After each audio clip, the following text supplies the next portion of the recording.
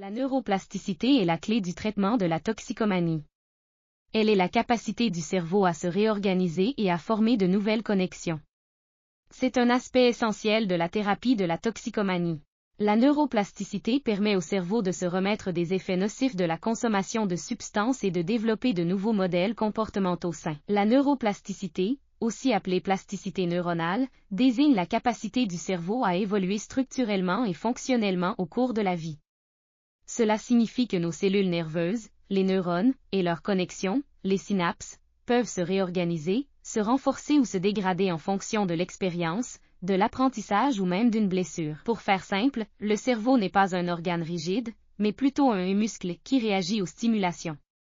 Par exemple, lorsqu'on apprend quelque chose de nouveau ou qu'on pratique intensivement une compétence, les connexions neuronales concernées se renforcent.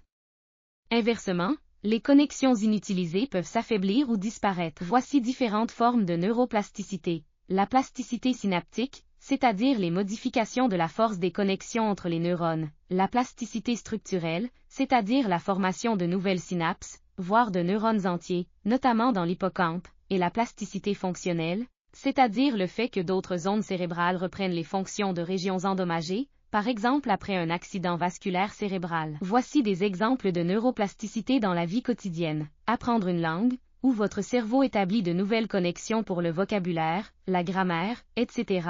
Jouer d'un instrument de musique, où la pratique répétée renforce certains réseaux neuronaux. La rééducation après une lésion cérébrale, où d'autres zones cérébrales prennent souvent le relais des fonctions des zones défaillantes. Et la méditation ou l'entraînement à la pleine conscience, qui entraîne des modifications structurelles avérées dans les zones responsables de l'attention et de la régulation des émotions. Le concept de neuroplasticité a évolué au fil des décennies, grâce aux avancées de la recherche sur le cerveau. Parmi les figures et jalons clés, on peut citer William James, un psychologue et philosophe américain qui fut l'un des premiers à exprimer l'idée que le cerveau est malléable dans son ouvrage Les principes de la psychologie.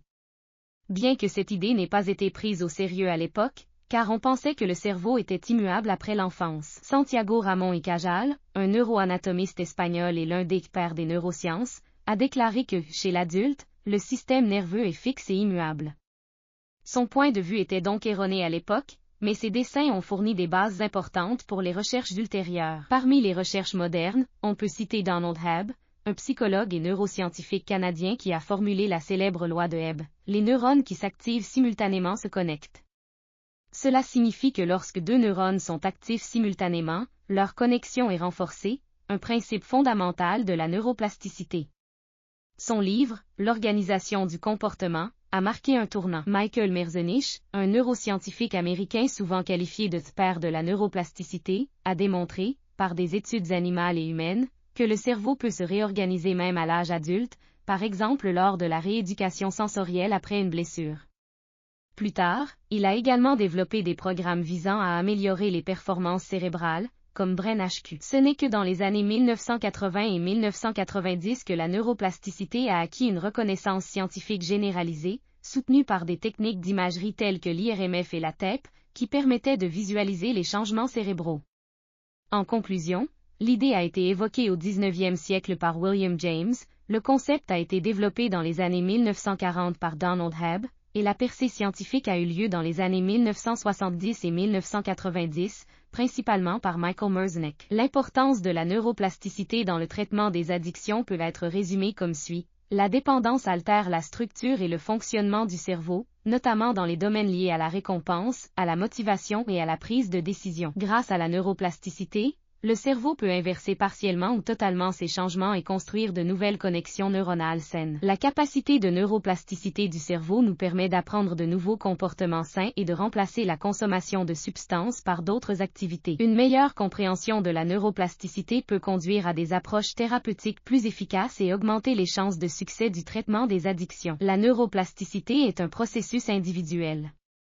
Par conséquent, la thérapie peut être adaptée aux besoins spécifiques et à la progression de chaque individu. Comment la neuroplasticité est utilisée en thérapie? La thérapie cognitivo-comportementale, ou TCC, aide à identifier les schémas de pensée et les comportements négatifs et à les remplacer par des comportements positifs.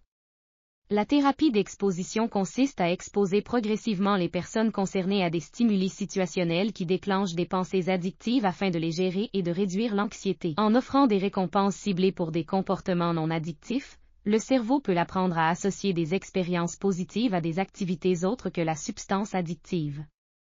Les médicaments peuvent contribuer à soulager les symptômes de sevrage et à réduire les effets des substances addictives sur le cerveau, favorisant ainsi le processus de neuroplasticité.